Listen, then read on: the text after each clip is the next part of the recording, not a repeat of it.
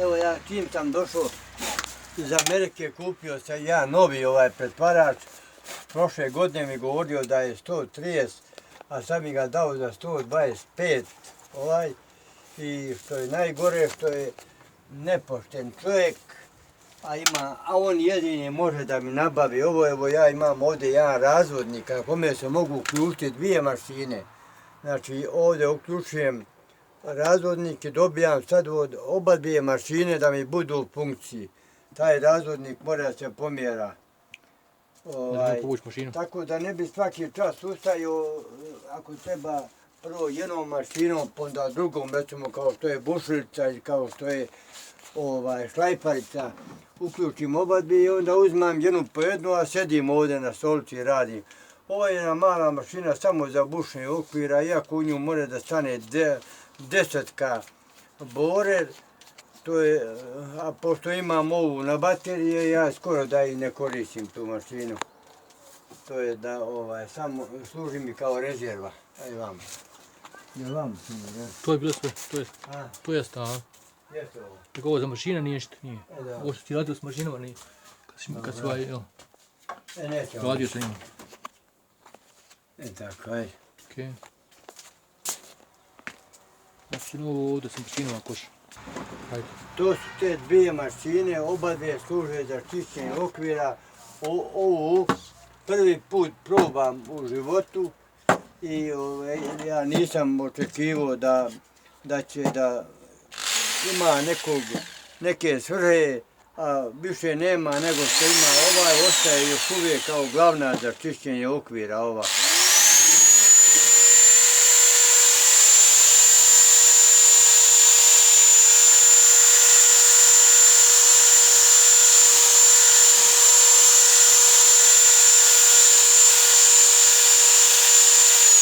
Ovdje ja nisam na vrijeme mijenjao okvire, nisam proširivao, pa su previše ovdje zatrpale sa propolisom i sa polem travom.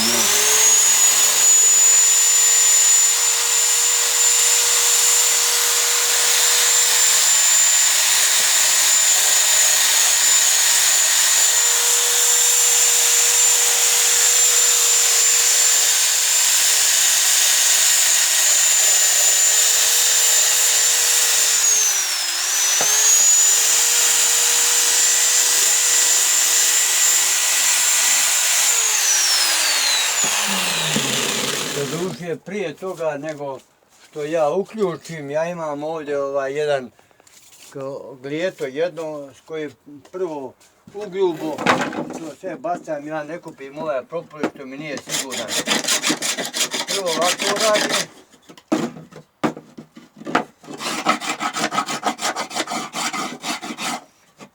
Ova ivica je veoma oštra.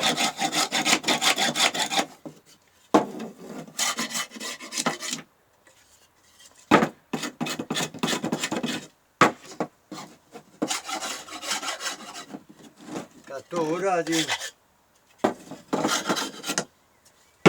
i bočne strane također, ova također.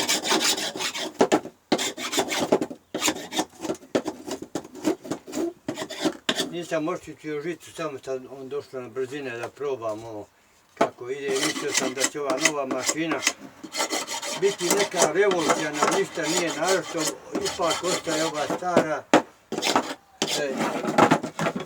na okretanje.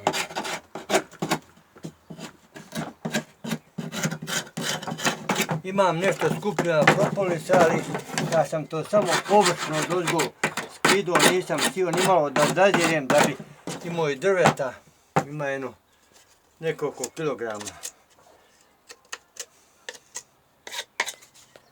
Tako, evo samo još, sad pošto sam pripremio tek za čišćenje,